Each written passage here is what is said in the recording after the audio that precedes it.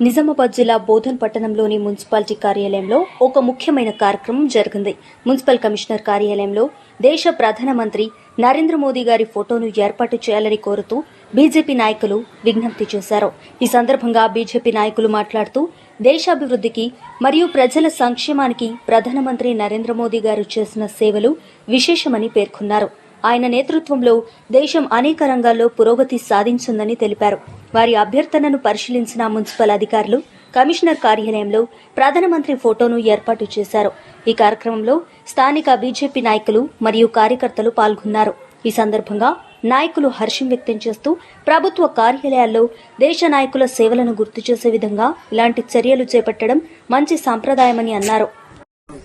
Bodhan మున్సిపాలిటీలోని commissioner గారి కార్యాలయంలో ఏదైతే భారతదేశాన్ని విశ్వగురుగా నిలిపే ప్రయత్నంలో నరేంద్ర మోడీ గారు అహర్నిశలు కృషి చేస్తూ పనిచేస్తూ ఉన్నారు.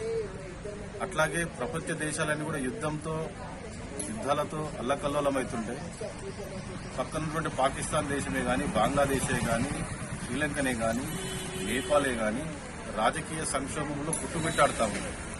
అయినప్పటికీ భారతదేశంలో ఎటువంటి చిన్న పిన్ పాయింట్ మరి రక్తపు చుక్క కానీ పిన్ పాయింట్ శబ్దంతో మరి ఎటువంటి సంఘటనలు జరగకుండా మరి ఎంతో గొప్పగా రాజకీయ పరిపాలన చేస్తున్న ప్రధానమంత్రి నరేంద్ర మోడీ గారి చిత్రపటాన్ని బోధన్లోని మరి మున్సిపల్ కార్యాలయంలో కమిషనర్ గారి ఛాంబర్లో మరి ఉంచడానికి ఈరోజు కమిషనర్ గారికి మరి మోడీ గారి చిత్రపటాన్ని ఇవ్వడం జరిగింది. భారత్ మాతాకి జై.